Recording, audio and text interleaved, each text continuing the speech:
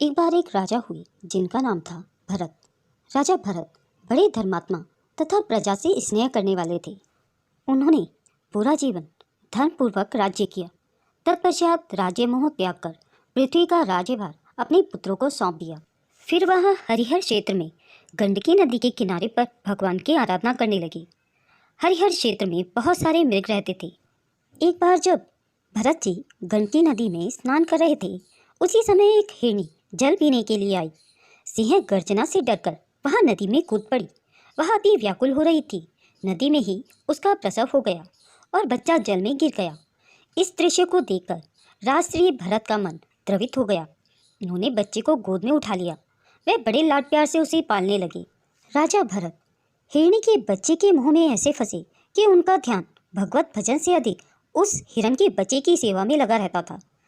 उस बच्चे को हाथ में तृण खिलाकर ठंडा जल पिलाना, अपनी गोद में हर समय रखना तथा दिन रात उसकी चिंता करना, यही उनका दैनिक कर्म बन गया था।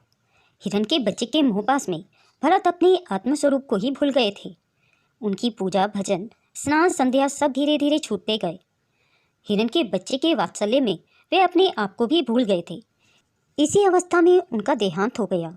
हिरण के बच्चे के मुँह रखने के कारण भरत ने अगला जन्म हिरण का ही पाया। तब भी पूर्व जन्म का ज्ञान उन्हें बना रहा। हिरण की योनि में वे गंडकी तट पर पुलह ऋषि के आश्रम में ही रहने लगे। सूखे पत्ते और घास खाकर किसी में आसक्ति न रखते हुए वे अपनी अंतिम समय की प्रतीक्षा करने लगे। अंत में गंडकी नदी के तट पर ही देह का त्याग कर दिया। अपने अगले जन्म में तत्वज्ञानी जड़ भरत के पिता अंगिरस गोत्र के देवपाती ब्राह्मण थे। भगवान के अनुग्रह से जड़ भरत को पूर्व जन्म की स्मृति प्राप्त थी। अतः सांसारिक मोहजाल में फंसने के भय से वह बचपन से ही सांसारिक संबंधों से विमुख रहते थे। उपनयन के योग्य होने पर पिता ने उनका यज्ञोपवीत संस्कार कराया और उन्हें शौचाचार की शिक्षा देने लगी। आचार्य ने उन्हें विद्या गायत्री का अभ्यास कराया, किंतु वह गायत्री मंत्र का उच्चारण भी न कर सके। जड़ भरत के पिता उन्हें विद्वान देखने की आशा में इस संसार से विदा हो गए। पिता की मृत्यु के पश्चात इनके भाइयों द्वारा इन्हें कृषि श्रम इत्यादि में लगाना चाहा, लेकिन अपने आत्मा में राम में रमे इनसे लोक जीवन न जिया गया। लोग जड़ भरत जी को जो भी काम करने को कहते उसे वे तुरंत कर देते। कभी बेकार में, कभी मजदूरी पर, किसी समय भिक्षा मांगकर जो भी अन्न इन्हें मिल जाता उसी से ही अपने जीवन का निर्वाह कर लेते थे। इन्हें यह बोध हो गया था कि स्वयं अनुभव स्वरूप तथा आनंद स्वरूप आत्मा मैं ही हूँ। मान अपमान, जय पराजय, दुख सुख आदि द्वंद्वों से मेरा कोई संबंध नहीं है। इनके शरीर में मलिन कटी वस्त्र तथा जनेऊ मात्र रहता था। लोग इनको पागल समझ के इनका तिरस्कार करते रहते थे। एक दिन लुटेरों के किसी मुखिया ने संतान की कामना से देवी भद्रकाली को नरबलि देने का संकल्प किया। इस काम के लिए उनके साथियों ने जिस मनुष्य की व्यवस्था की थी वह मृत्यु के भय से उनके चंगुल से छुटकर भाग गया। अचानक उनकी दृष्टि जड़ भरत जी पर पड़ी। वह उन्हें पकड़कर भद्रकाली के मंदिर में ले गए। जैसे ही मुखिया ने उन्हें मारने के लिए अभिमंत्रित खड्ग उठाया, वैसे ही भद्रकाली ने मूर्ति से प्रकट होकर उन सभी दुष्टों को मार डाला और जड़ भरत जी की रक्षा की। एक दिन की बात है।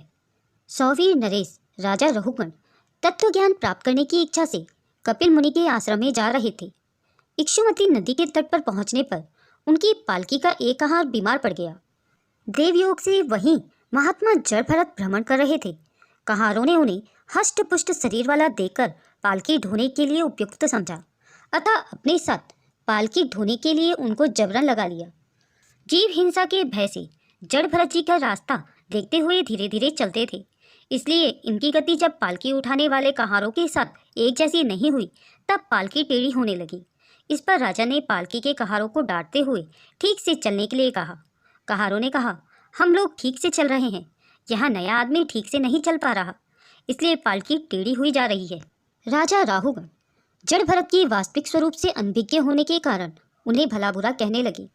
वहीं जड़ भरत जी राजा की बातों को शांत होकर सुनते रहे और अंत में उन्होंने उनकी बातों का बड़ा ही सुंदर उत्तर दिया।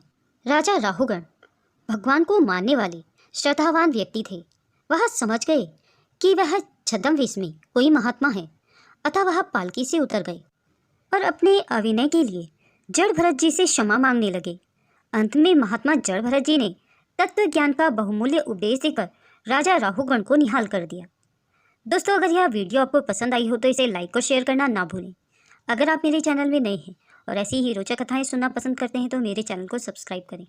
वीडियो को अंत तक देखने के लिए आप सभी का बहुत बहुत धन्यवाद।